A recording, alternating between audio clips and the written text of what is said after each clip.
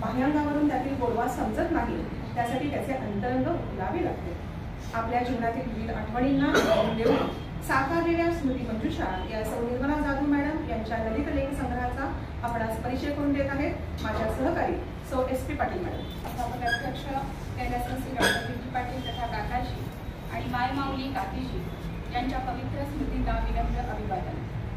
आजच्या स्मृती मंजुषा ललित लेख संग्रहाच्या प्रकाशनास उपस्थित संस्थेचे कार्यकारी अध्यक्ष माननीय डॉक्टर क्रांतिकुमार पाटील साहेब, मेन राजाराम हायस्कूल व कनिष्ठ महाविद्यालय कोल्हापूरच्या माजी प्राचार्या माननीय नीता दीक्षित मॅडम, त्या शाळेच्या माजी मुख्याध्यापिका निगम पाटील मॅडम, माजी पर्यवेक्षिका RC जाधव मॅडम, शाळेच्या सन्माननीय मुख्याध्यापिका सौ चौधरी मॅडम, उपमुख्याध्यापिका जमेनीस मॅडम, पर्यवेक्षक निधारी सर, पुजारी सर, या पुस्तकाच्या लेखिका सौ निर्मला मधुकर जाधव मॅडम व त्यांचे कुटुंबीय आणि संस्थेचा माजी सेवकवृंद, राजश्री शाहू राज्यस्तरीय आदर्श शिक्षक पुरस्कार लाभलेल्या, तंत्रस्नेही आणि नाविन्याचा ध्यास घेणाऱ्या ताराराणी विद्यापीठाच्या उशाराजे हायस्कूलमध्ये गेली 39 वर्षे प्रदीर्घ ज्ञानदान करणाऱ्या सौ निर्मला मधुकर जाधव यांचा स्मृती मंजुषा हा ललित लेख संग्रह आहे। सदरचे पुस्तक हे परतम प्रकाशन अहमदाबाद यांनी प्रकाशित केले आहे आणि लेखिकेने हे पुस्तक आपले वडील कैलासवासी शिवपुत्र शारप्पा कोटवी यांना आदरपूर्वक अर्पण केले आहे। पुस्तकाचे मुखपृष्ठ पाहताना वाटते, क्षणकाळ विरून तरुण स्मृती राहील, क्षणकाळ विरून तरुण स्मृती राहील, अलगूज सांगे कान्हा ही वेळ निघून जाईल। अत्यंत आकर्षक असे मुखपृष्ठ पुस्तकाच्या नावाला अत्यंत साजेसे आहे। मलपृष्ठावरती लेखिकेचा परिचय व त्यांना मिळालेले विविध पुरस्कार देण्यात आले आहेत। यातूनच त्यांचे विविधांगी कार्य आपल्यासमोर ठेवण्यात आले आहे। लक्षवेधी मुखपृष्ठ व मलपृष्ठ पाहून आपण नकळत ओढले जातो ते पुस्तकाच्या अंतरंगात। या पुस्तकाला ज्येष्ठ लेखिका, प्रसिद्ध कवयित्री, अखिल भारतीय मराठी साहित्य संमेलनाच्या विश्वस्त मेन राजाराम हायस्कूल व कनिष्ठ महाविद्यालयाच्या माजी प्राचार्या रेखा दीक्षित मॅडम यांची सुरेख प्रस्तावना आशीर्वाद रूपी लाभली आहे।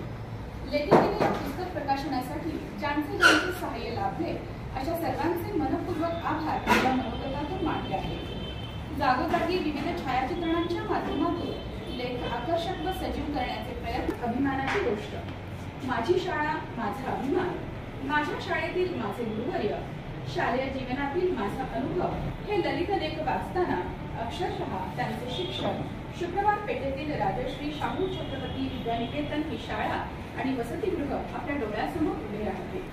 10वी नंतर ताराराणी विद्यापीठाच्या BEd कॉलेजमध्ये पदविका संपादन करून याच संस्थेच्या उशाराजे हायस्कूलमध्ये सेवा करण्याची संधी मिळाली ते वाचताना संस्थेशी निर्माण झालेले अतूट ऋणानुबंध अनुभवास मिळतात। शाळेत संपन्न होत असलेला शारदीय नवरात्रोत्सव, शाळेची संचयिका, शैक्षणिक वाटचालीमध्ये आपल्या विद्यार्थिनींच्या उत्कृष्टतेच्या पाऊलखुणा, दीपोत्सव या लेखातून लेखिकेचा आपल्या कार्यरत शाळेवरील प्रेमपूर्वक आदर दिसून येतो। आपल्यातील गायनाच्या आवडीनं सुद्धा ही शाळा व्यासपीठ उपलब्ध करून देते याचा विलक्षण आनंद लेखिकेच्या आवड गायनाची, सुगम संगीताची या लेखातून दिसून येतो।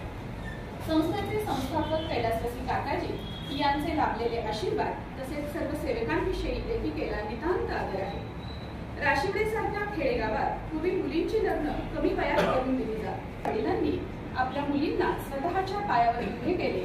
स्वतः 7वी नंतर शिक्षक झालेल्या वडिलांनी ज्ञानदानाबरोबर आपले उच्च शिक्षण घेण्याचे व स्वतःचे ज्ञान अद्ययावत ठेवण्याचे संस्कार आपल्या मुलांवरही केले।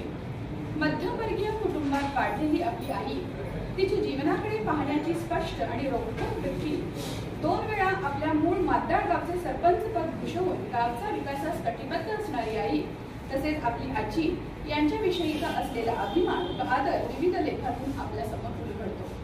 केवळ आई वडिलांचे नव्हे तर आपले सासू सासरे यांच्याविषयीचा आदर, सासरची माया या लेखातून अनुभवायला मिळतो। या सर्व ललित लेखांमध्ये हा मला आवडलेला खूप आवडता ललित लेख आहे, ज्याच्यामध्ये त्यांनी त्यांच्या सासऱ्यांचा उल्लेख केलेला आहे। ते सनई वादनाचे कार्यक्रम करायचे आणि तत्कालीन राज्यमंत्री शिवाजीराव शेंडगे यांच्या मुलांच्या लग्नामध्ये त्यांनी सनई वादन केलेलं आणि त्यांनी ते इतके प्रभावित झालेले की त्यांना मुंबई आकाशवाणी केंद्रावरती संधी दिली की आपण मुंबई आकाशवाणी केंद्रावरती जॉईन व्हावं. पण ते इतके तत्वनिष्ठ आणि हे होते की त्यांना असं वाटलं की माझा हा ताफा मोडला तर माझ्यावरती अवलंबून असणारी जी लोक आहेत त्यांना सुद्धा त्याचं नुकसान होईल आणि हा ताफा मी चालवला पाहिजे. इतकी निष्ठा अशा एवढ्या चांगल्या सासरच्या घरामध्ये म्हणजे इतके चांगले सासरे सासूबाई लाभले. खूप सुंदर सासरची माया हा ललित लेख जो आहे तो व्यक्तिशः मला भावलेला खूप सुंदर आहे. याशिवाय मनाची शुद्धता, माझा पहिला विमान प्रवास, डिजिटल युगात पत्र लेखनाचे महत्त्व, संपते वसुंधरा आता तरी सुधरा असे 21 ललित लेख या पुस्तकाच्या रूपाने लेखिकेने वाचकांसमोर ठेवले आहे. कोणताही ललित लेख आजच्या तंत्रज्ञानाच्या युगात QR कोड वापरून कुठेही केव्हाही वाचता व ऐकता येईल असे हे सुंदर पुस्तक म्हणजे रसिक वाचकांना मिळते आहे. लेखिकेच्या या प्रथम प्रयत्नात माझ्या मनपूर्वक शुभेच्छा. असेच लेखन आपणाकडून होत राहू.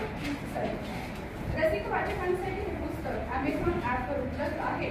तसेच आपल्या विशाराच्या हायस्कूलच्या ग्रंथालयासाठी सुद्धा मांडणी